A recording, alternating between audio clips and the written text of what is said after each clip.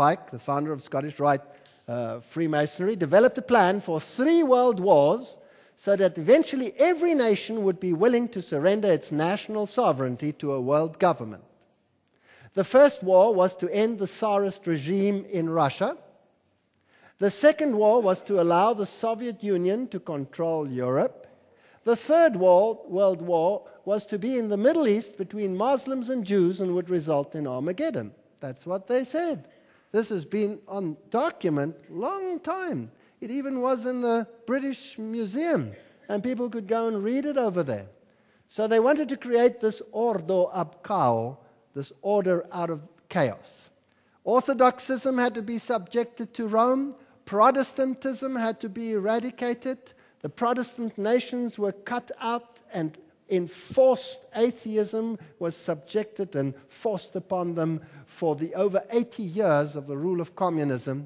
And once that religion had been watered down to non-existence, the plug was pulled out under communism. And these 3 wars that were to be fought were to bring it about.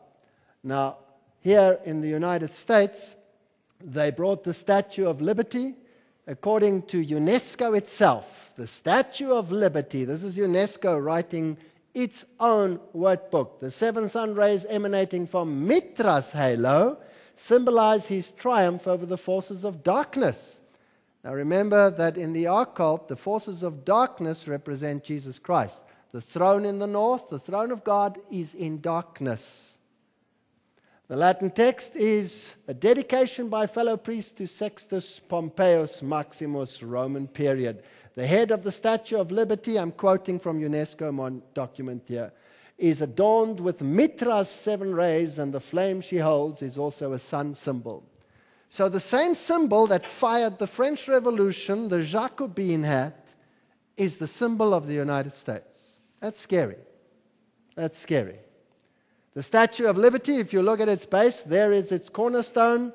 Do you recognize the symbol on it? It was Masonically laid. It was a Masonic gift to the United States by France, transferring the heart of the philosophy to the United States. They knew it would take time to ferment and reach fruition, which it is now rapidly doing.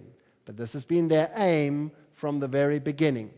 And they stated this aim so clearly by putting it on their dollar in all their occult symbolism. I'm not going to go into the details, but anybody can study this if they wish to.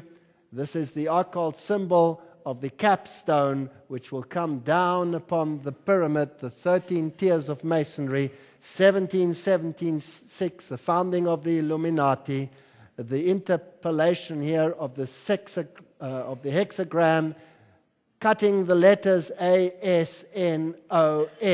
which is a scrambling of Mason. And if you look at the little owl on the other side of the dollar, on the 1, there is a half moon, and in the half moon, you will have a little micro dot. And there it is.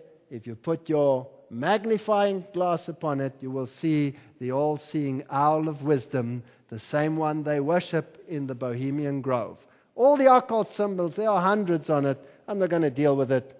But they knew that this was their aim from the very beginning. In the Second World War, these were the main movers and shakers. Everybody knows who these 3 individuals were. They were Churchill, Roosevelt, and Stalin. Supposedly, these were the shakers and the powers that were arrayed against the evil side, which was the Hitler of Germany. And the whole cataclysm between these 2 philosophies. Now, who were these people? All of them, of course, high-level Masons. Vladimir Lenin was a Grand Orient Lodge member. Winston Churchill, a 33-degree Freemason, and here you can see him photographed in his Druid Order Lodge. Now, we all know that the Druids have nothing to do with Christianity, but are a pagan society who, worship the other one.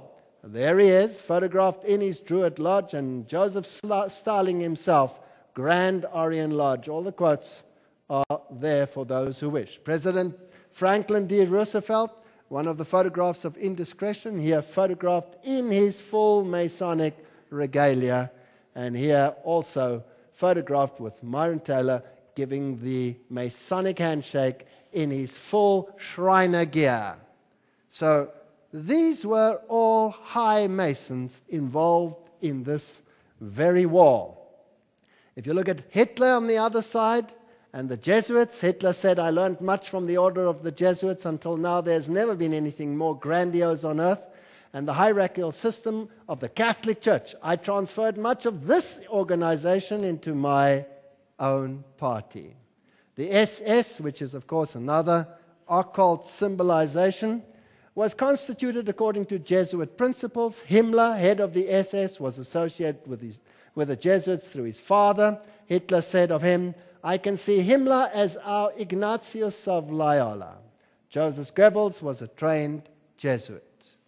So both sides, warring against the other, were just the Hegelian dialectic. One thesis, the other antithesis. Out of this should develop the synthesis, which was to eradicate all opposition to the beast power, so that eventually they would come to the point where they say, "Who can make war against him? We cannot. We either join him or we die." That was the only solution. So priests were involved in the movement of Adolf Hitler, no matter how much they deny it. They are the cardinals giving the signs. Here they all are, all of them in harmony, one with the other. And after this cataclysm, the heroes of this war were the Churchills and the de Gaulles and all of these allied powers. And Winston Churchill then said, "The creation of an authoritative world order is the ultimate aim to which we must strive." Charles de Gaulle said, "Nations must unite in a world government or perish." I'm not quoting the small fries, I'm quoting the big guns here. And after the Cold War, which was to serve the purpose of making the entire world subservient to this system without anyone knowing how it was done, who got the honor and the glory for this activity? Let's look at it. 2,400 of his faithful here to welcome him. He's waving to the crowd.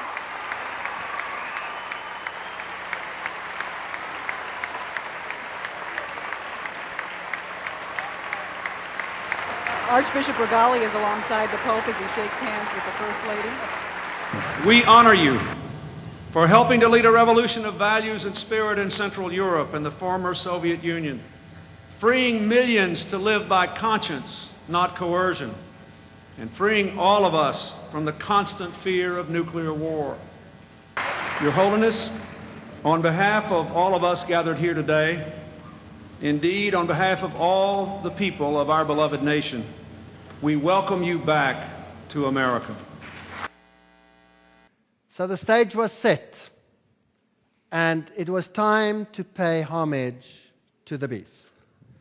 So the leaders of the Soviet Union came and repented before him, and a new world order was to approach. He had a special cross, the one that he inherited from Paul VI, and we'll talk about this in a moment. And this was the man of the moment. In the book Keys of This Blood, Malachi Martin wrote, clearly the new agenda, heaven's agenda, the grand design of God, Masonic language, by the way, for the new world order had begun. And Pope John Paul would stride now in the arena of the Millennium Endgame as something more than a geopolitical giant of his age. He was and remains the serene and confident, another Masonic language, servant of the grand design. So here was the climax of history about to be implemented. Pope John Paul II speaking at the United Nations, asking for the nations to come together. His 2004 address to the world, his New Year's address, the entire address was dedicated for a call for a new world order. Pope calls for a new world order.